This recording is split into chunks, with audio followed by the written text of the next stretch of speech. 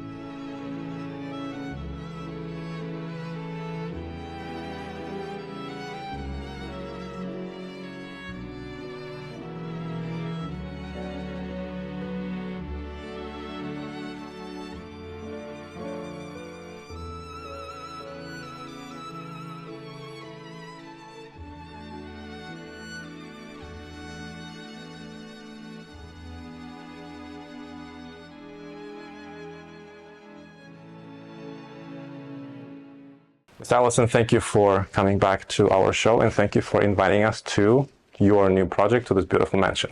Well, thank you for having me. I'm actually really excited to show off this beautiful architecture. Indeed, it is beautiful. It does remind me of Spanish style. It reminds me a little bit of the mansion in Falali, which is now sort of a museum. Mm-hmm. So could you share with us a little bit about how did you get involved into this project and what's going on, what's happening, and your vision? Yes, so I'm actually really excited to discover this architecture when I first thought about it, and I was doing the research immediately. This is actually inspired in 1929. Back then, there was a lot of architecture companies starting inspired by the Spanish-styled architecture. This house was built back then. And in the 1950s, this house is actually quite famous in San Jose Symphony, and they host many of the gala receptions and tea parties over here.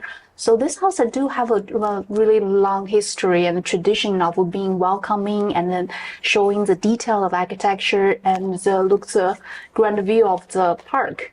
So for this house, so it's been a residential area for several decades, and I believe previous owner is one of the oldest living California congressman. And then he sold this house, and being for so many years is just a residential, and now it's actually open to public. We're going to make this project to available to the public, kind of similar idea to Falali. We want to be able to show off this architecture and provide people who wants to host their event or even their weddings in this beautiful historical building. Indeed, it's also a beautiful location for, as you mentioned, weddings or any other events. I know that photographers and videographers, they usually have a lot of scarcity. Everyone uses the same locations over and over and over, overused. So it will be a very beautiful location for them and for people to have, weddings, baby showers, whatever. When you first came to this building, what was your feeling? It is such a really hidden gem. You never expect it. So Silicon Valley, we're talking about San Jose, we cannot think about a tech company. We actually really ignore this actually long history of architectures and rich histories of people living in the cities before the technology really hit in the market. So this piece of architecture was protected really well, and I show the golden era of that time. So we can look beyond just the technology, and we can look into what is the history in San Jose. When you first opened the door, you mentioned that the house was well kept, but since it was built in 1929, it's quite a few years ago. Have you noticed any major, minor issues that needs to be fixed in the specific house? Oh yeah, of course. So the house was originally built in 1929, but there are several more renovations being done over the years. And we can see there's some new buildings and the stairs and the floors, some relatively new. When we first get into it, we want to protect the history of it, and also we want to reserve the culture of it. And then we just do the basic like maintenance to be able to show, make things functional, but also show the design, like floors. Instead of redoing all the floors, we're polishing it and showing off the original color. And some other areas we will just polishing and do the similar painting to show off the original ideas of the building. So there is some maintenance needs to be done, like on some of the kitchen area. That will be next project coming on to make it modern, but also fits in the whole style of the building. So there will be multiple projects going on. Also depends on, San Jose City will have permits if we have to do the kitchen and the bathroom. So like baby steps for us to keep renovating this place. Right. Well, in this building, if we talk about the main building, you have the first floor, which to me, if we compare with Falali, would be those reception areas with the ballroom or the dining room, kitchen. You also have the second floor of the main building, which to me has more of a residential bedroom style. And then you also have, which is behind us, you have a guest house, which is attached to it. So in your plan with having events, do you plan to have it more like museum look like Falali, or you plan to have them more functional? Oh, well, the plan is being functional. So we have a museum, people can visit it, but what it's like to really live in a historical building, that's really the selling point. And then people like me, I'm looking forward to, like even when I use the bathroom, it seems like it's built a long time ago, but it's still working. You can see how they build the faucet. It's so different than we currently have in the modern world. So I think that's the exciting part. We'll be able to live in the part of the history, but also be able to view and enjoy the modern facility of it. Right. So if we step away from weddings, which other events do you envision having here or offering to the public? Oh, so there will be actually a lot of people reaching out for, they have the big family reunion coming in, and a lot of people and then being like all over the United States. That will be a great place for them all flying to visit their old hometowns, to be able to see their aunties and grandmas. And especially after a pandemic, such a long time, this place be able to provide people, and we'll have plenty of rooms, 6 bedrooms upstairs, 1 bedroom downstairs, and we have additional bedrooms over there, be able to provide at least 5 or 6 families reunion in this beautiful building. What is the biggest capacity that you can hold in this mansion? So if we just doing the bare minimum, so each bedroom should be able to host 2 people. So we're looking at about 16 to 18 people be able to live comfortably in this beautiful buildings, and also plus the ADU and the backyard. So yeah, I think that's the capacity. But in terms of the event for the backyard, we have a large yard with a really big swimming pool, and we'll be able to host at least 60 to 70 people for even for team buildings and weddings. So what is the capacity for weddings and events that you would allow in your backyard, front yard? How many hundreds do you think? So if we're looking at the capacity, we're putting up the chairs, and there's plenty of space. So we'll be looking at, I will say a small to middle size, medium sized weddings of around to like 50 to 80 guests. 50 to 80. To 80 guests. Well, that's exciting. Now, we've worked with you for quite a few episodes, and we've been to your different properties. You are quite well known with designing for short-term rental. Will you be using your style in this mansion, or you are involving something else, another style? Yeah, I'm always involving. Each project is as different. There are different unique perspectives. So looking at this property, my design will be relatively, instead of being modern and provide convenience to the guest, this will be like recovering the history. want to give the guest of the what it's like to living in this area, what it's like to living in this historical building. So it will be more of the in terms of the facilities and furniture styles. We're trying to make it every single corner will be a like beautiful old style photo.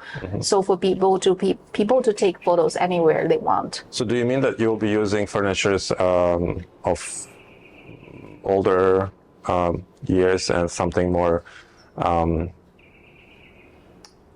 you plan to get something from Europe since it's Spanish style? What is your vision? So this is we are still in process of designing of the furnitures and thinking about the styles. So for this Spanish styled building in general, we want to have something like have the rich culture, also comfortable. So we'll be thinking about maybe light French style and European style. And also this is Americans. We want to show off some of the like traditional American style furnitures, like certain couch with the removable covers and to give people the kind of the ideas of go back to the time. Right. Do you plan to use anything antique? Yes, antique will be part of it, and we actually have some of the antique closet or also the storage pieces stored. We want to polish it to make it shining again, to showcase this is actually one of the original piece in the furnitures in the house. It's really quiet and peaceful place. Before we get back to our questions, I was just enjoying the original sound of the nature. It's really a magnificent place. Yeah. During our last recording, I remember that you, we had a break, you had a call, and you were asked to help people to furnish or help them with their, to prep their property for short-term rental. Do you do these kind of things? Do you consult people? How do you run your business right now? So we have multiple different packages, and some people they want to trust our companies. They want us to do all the design, including the furniture shoppings. We're happy to do that, and also we'll consult some of the ideas and basic general style, and we'll go to that direction. And some clients we have, they have some original pieces left in their properties. We want to match the style as much as we can. Also, they provide us the different budget. So we can furniture shoppings and also the design within the budget. So we have a different ways of working. It's because like home and the houses is really personal. It's not like something you can just based on like the industry leveled as standard. It's not like really standard of anything.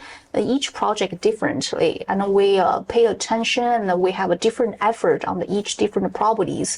I would say this is more like personalized designed services, and we currently offer like within the budget and what style you're looking for, or you completely trust us for us to do the complete design of furnishing. All the other options will be the matching the styles you have, or currently give you some consulting suggestions based on what you are looking for. So we have different ways to work with our clients. Okay, so I just want to clarify for myself. So you began and you manage your own properties. So you manage properties for other people, and also you offer consulting for those who want to develop this business, to get into this business, and then manage by themselves. Yeah. Is it a one-time thing that you would consult them? You would, let's say, maybe help them to prep, or you are also open to guide them through 3, 6, whatever months? How is that working in your vision? Oh, I rarely see this is going to be one-time consulting. You will be done with it. Even for me, and I've been doing this for over 6 years, and I'm still learning everything every day. Something new come up. So for this consulting, we provide one-time for consulting for setting the whole house up, and also we're offering like future consulting if you have questions, or if you have a difficult client, guest to deal with, or you like experience some of the low seasons, you don't know how to boost your bookings. We offer all sorts of consulting just to help you along the way. Like being doing this rental business, it's not like everybody think about you set it up and just passive income. It's start to become more and more effort involved into it because of the guests and go and comes and go, and also you have to maintain your house. And this is basically marketing. is because in the past there was a limited options on those platforms, and people they have limited options to book. But right now you can looking at the platform booking.com, VRBO, even the Airbnb. They have so many options how to stand out and how to continue have the booking and how to get the best quality of guest, and that's become an ongoing process even for me as professional. For how many years you've been in this business? Please correct me if I'm wrong. 6? Yeah, I keep saying 6. I think this year is my 7th year doing this. So you have the 7th year. Yeah. In 1 year, since our first interview, you managed to grow 10 properties as you planned. Now you're working on a historical mansion, which is unique. I mean, I would love to spend some time here, and it's also a great location for filming. That will be a really interesting gem to share with our filmmaking community. Yeah. What is your now vision for this year, for 2025? Do you plan to increase the amount of houses, or you like to dive more into just this historical mansion consulting? What is your vision? What are you moving towards? Well, that's a really good question. So I think the beginning of the business development, we want to get more houses and more experience. But at this stage, and for me, I want to spend more quality time with my each properties to how to make it stand out. And also, along with the journey, I found out there's a lot of interesting lessons learned. I want to summarize it to be able to share to my audiences, also for the host and for guests. And in terms of the short-term rental business, even how to doing with this business, what kind of lessons you can learn, what kind of mistakes you can avoid. I think I want to share that with all my audience. And also I think some people really interesting to know there's a lot of actually funny stories along the way. You're dealing with people, there will be also funny stories. I kind of like having fun or sharing that with my audience over the social medias.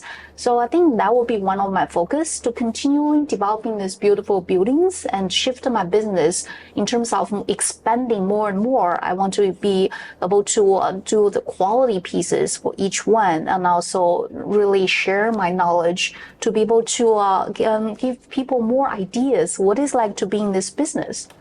So please correct me if I'm wrong, but from what you are explaining, what I'm understanding, in the beginning, people are trying to get more properties because they think that the quantity would pay off. But now, because of so many platforms and quite a bit of options as a supply, you actually have to focus on your own look, brand of each property, not just only one company or yourself. So this is what you do. You created a platform already, which is working. Now you're going into the depth to make it more effectively, efficiently. Last time also, you've actually advised us a little bit on automation. You showed us how it could work more efficiently for us. You also use it in your business. What are the pros and cons of using, maybe risks of using automated systems in your business? Let's put it this way. So I think automation helped me a lot in terms of operation management and be able to have generated the automated text messages to arrange my cleanings and even arrange my maintenance, and to even give myself reminders what's coming on. And then that would save a lot of my time. But also automation, we know a lot of automation messages to your guest. But these days, and people become more and more picky. They want seeking for this more personalized experience. Those type of messages, even though you can send them out, but replies is impossible to personalize it and to automate it. You have to really look into what is going on for each house and what is the guest listen to, what they want. And sometimes it's just you really need to pay attention and then be personal. Like even though we use AI, we use all the automated tool, but working with humans, never just one automation and you're done with it. So this is a part of time, and that's why I want to take a break from expanding the business, really to dive into it, to really how to make my property stand out and how to make people really appreciate it, what I'm doing. And so that also they are not looking for something cheaper. I assume you will get a better high-end clientele and have more effective bookings. Let's put it this way. Yeah. Automation is really, I think, effective thing. We started using it, and it does help. Sometimes it does have a few flaws here and there, but it's minor. And again, from what you are describing, if I'm getting it correctly, so when you are meeting a client, whether you'll be managing that property or you're just consulting and helping another person to set it up, you analyze, you do some sort of a pre-marketing to see what would be the best option style for this property in this location based on all your knowledge data that you can collect, what you have. You obviously help them to design, set it up, you help with automation, all the system. You mentioned that there are different times when you have to do different types of marketing. So you set up a look, a brand, like an explanation why, you help them market it. So it's like how, and then obviously it helps with sales. It looks like a quite complete system. Well, we are always promoting people to get more into, small businesses and develop it. So it all aligns with our values that you help people to establish their own business and be more financially and time-wise independent. What do you think are possible risks in 2025, 2026 in running this business? Oh, wow. That's a big question. So a lot of people been asking me that too. So we can see on the market, there's a lot of more housings coming up. And a lot of, sometimes it's like homeowners, they cannot be forced to be landlord because of this. At this moment, they found this it's not beneficial for them to sell. And people are concerned about the economy. And then they actually don't cutting their budget for travel and cutting their budget to even buy houses. So we can see as my experience, there's never the time in this year we have so many properties available on the market for short-term rental and long-term rental as well. But for the guests, there's the pool is getting smaller and smaller. For people, I used to host people travel here like regularly, and they just stop doing the traveling. They think this the travel budget is really tight, and they're looking for really lower budget and lodging for them. And also, I have some of the clients, and they do that quite travel a lot. My regular clients, they tell me the same thing. So they're either big companies and they're cutting their budget for traveling, or even small businesses are cutting their budget for traveling. So this leaves this whole market is more and more competitive. And the people, the guests, they have so many choices to make, and they become more and more picky. And they also pay more attention to reviews. And then based on all the reviews, and then they sometimes help them to make educated decision, but sometimes make the host really frustrated. You have one negative reviews, and then you basically like your business is gonna have experience a really downtime because of that. So all those challenges coming on for this market, and how to really market your properties, knowing each market, what are your potential guests, and then looking at you probably not just making it pretty and put on this the market, and how do you really provide different values to your guests. And some properties, they have a convenient location that's unbeatable, and the guests sometimes have to travel to that certain area, but not all the properties in the really prime location. For that perspective, and what do you want to do? What can you additional value you can bring over to your guests? And also think about what type of people, what type of travelers you're gonna travel to this area, what kind of purpose and what amenities they have on top of their mind. There's just a lot of factors into it because the market has become more and more competitive. Okay, so market is more competitive, but also the thing that you mentioned, the reviews. I've known from our other clients, they run restaurants. There are sometimes clients which would either add some hair or a glass into the dish to get it for free or to avoid paying. Does it happen in this business? Because reviews are A, very personal, and B, usually negative people would leave reviews. Positive people, they're not as active as those who want to screw someone over. Yeah, that's true. So in this business, review is kind of people book all the properties based on reviews and photos and locations and price.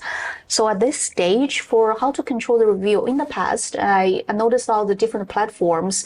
Now they have specific teams designed to, if you want to submit review removal, you have to go through this special team instead of going to the general customer support. So that's become more and more difficult. Yes, and also we do experience as guests guest, and then they become really picky, and then they just on hair on the couch and hair on the floor, they will start to asking for refund right away. And then or sometimes they don't ask for refund, and later on after checkout, they show all these proofs of showing that you are not doing a best job for cleaning. They ask for refund or leaving you a bad review. In this business, you have to like really carefully managing. First, of course, you have to have a higher standard for cleanliness. Or second, you have to screen your guests and be able to understand where they're coming from, what's their previous history. There's some software you can check those guests online to see what kind of review they left for other hosts. You kind of know what they're doing. And third, it's just when this happens, communication is a key, and how to communicate, understand, is that really bothering them, or is it something a deal breaker, or sometimes you may have to offer a refund or be able to offer them a certain type of compensation for them to not leave a really bad review. But unfortunately, those all happens, and also we have to deal with case by case.